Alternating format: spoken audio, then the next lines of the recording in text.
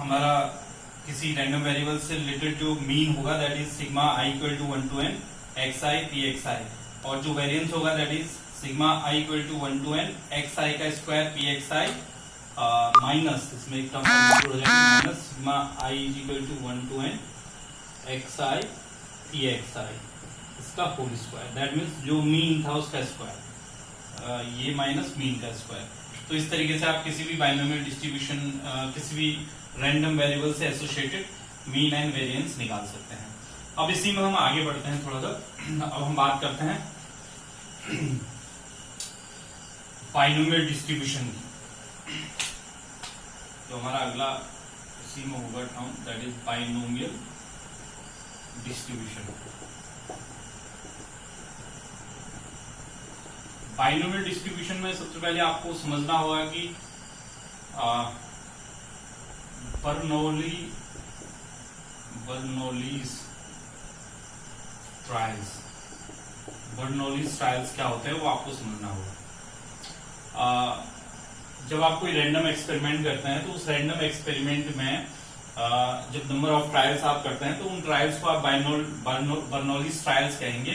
कब? जबकि number first trials are finite, जब नंबर ऑफ ट्रायल्स जो है वो फाइनाइट हो। Number second trials are independent, trials जो है वो इंडिपेंडेंट हो, एक दूसरे पे डिपेंड ना करता हो। Third there are only two possibilities, first one is success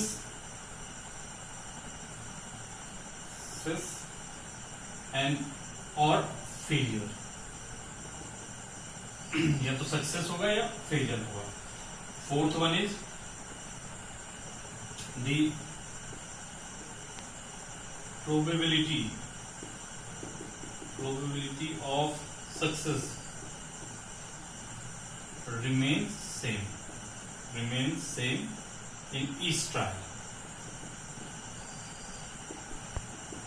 her trial में जो सक्सेस की प्रोबेबिलिटी होगी वो सेम रहेगी। तो यहाँ पे क्या क्या होना चाहिए बर्नौली ट्रायल्स के लिए आपको समझना होगा। First one trials are finite, जो नंबर ऑफ ट्रायल्स हैं वो फाइनाइट होनी चाहिए। ट्रायल्स आर इंडिपेंडेंट, एक ट्रायल जो है वो अगला ट्रायल जो है पिछले ट्रायल पे डिपेंड ना करता हो। There are only two possibilities, success और फेलियर, दो ही पॉसिबिलिटी हो, या तो सक्सेस या फिर फेलियर। फोर्थ है the probability of success remain same in each trial, हर ट्रायल में जो सक्सेस की प्रोबेबिलिटी रहेगी वो सेम हो जाएगी। अब जब आप बर्नौली ट्रायल की बात करते हैं तो उस केस में मान लीजिए मैं यहाँ पे एक एग्जांपल ले लेता हूँ कि suppose any coin, suppose we are tossing a coin 10 times, हमें कॉइन को 10 टाइम्स टॉस करना है and we want to find the probability of getting exactly 5 heads, हम 5 हेड आने की प्रोबेबिलिटी निकालना चाहते हैं। तो यहाँ पे जब हम 10 टाइम्स उसको टॉस कर रहे हैं तो इसका मतलब नंबर ऑफ ट्रायल्स जो है वो फाइनाइट हो गए। अब हेड आना यहाँ पे सक्सेस है, तो हेड आना सक्सेस है तो इसका मतलब यह है कि हेड आने की जो प्रोबेबिलिटी है किसी भी टॉस में वो 1/2 रहेगी, और the probability of success remain same in each case, इस ट्रायल, तो हर ट्रायल में 1/2 ही रहेगी। और दो ही पॉसिबिलिटी है, या तो हेड आएगा या हेड नहीं आएगा, यानी कि या सक्सेस होगी या फेलियर होगा। और ट्रायल इंडिपेंडेंट है, मतलब पिछले ट्रायल में हेड आया या नहीं आया उसका अगले ट्रायल को फर्क नहीं पड़ना है।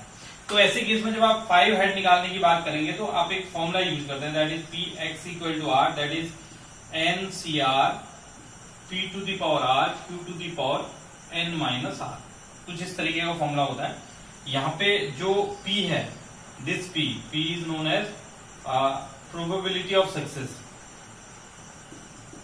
प्रोबेबिलिटी ऑफ सक्सेस, इसको हम बोलते हैं प्रोबेबिलिटी ऑफ सक्सेस। और q जो है that is probability of failure.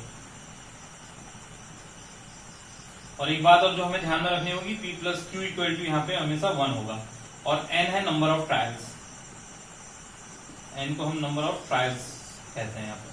तो अब इस क्वेश्चन के केस में अगर आप इसको निकालना चाहें तो it will be P you have to find Px equal to 5, exactly 5 times आप कह रहे हैं, तो that is 10C5, क्योंकि n आपका 10 है, P हो गया half to the power 5, and then फिर से सक्सेस प्रोबेबिलिटी ऑफ फेलियर भी 1/2 हो गया, Q भी 1/2 हो गया, 10 - 5 फिर से 5, तो इसको सॉल्व कर देंगे तो you will get the probability of getting exactly 5 heads. तो इस तरीके से ऐसे क्वेश्चन को सॉल्व करेंगे। और जो n और p हम यहाँ पे ले रहे हैं, इसको हम कुछ इस तरीके से डिनोट करते हैं, BNP, तो इसको हम बोलते हैं बाइनोमियल डिस्ट्रीब्यूशन, और यहाँ पे n और p कहलाते हैं इसके पैरामीटर्स। तो ये भी आपको पता होना चाहिए कि बाइनोमियल डिस्ट्रीब्यूशन, जब बर्नौली ट्रायल्स की आप बात कर रहे हैं तो उस केस में जो इस तरीके का डिस्ट्रीब्यूशन है, इसको हम बाइनोमियल डिस्ट्रीब्यूशन कहते हैं, और उसको हम डिनोट करेंगे BNP। तो BNP का मतलब हो गया ये जो NCR P to the power R Q to the power n minus R है, और यहाँ पे n और p कहलाएंगे इस बाइनोमियल डिस्ट्रीब्यूशन के पैरामीटर्स। और q मैंने आपको बता दिया p प्लस q1 होता है, तो q जो है 1 माइनस p हो जाएगा। अब अगर आपको ये सारी चीजें पता है तो इस केस में भी आप मीन निकाल सकते हैं। तो इस केस में जो मीन होगा that is mean is equal to NP, n into p जो है वो मीन हो जाता है, और वेरिएंस जो यहाँ पे होगा, जो पीछे हमने वेरिएंस पढ़ा था दैट इज NPQ, तो यहाँ पे वेरिएंस हो जाएगा NPQ। तो इनकी मदद से अगर आपको कोई भी दो पता है, आपको नंबर ऑफ ट्रायल्स पता है और प्रोबेबिलिटी ऑफ सक्सेस पता है, तो प्रोबेबिलिटी ऑफ फेलियर तो वैसे ही निकल जाएगा। तो नंबर ऑफ ट्रायल्स आपको निकालना है, प्रोबेबिलिटी ऑफ सक्सेस पता है, तो तब भी आप निकाल सकते हैं।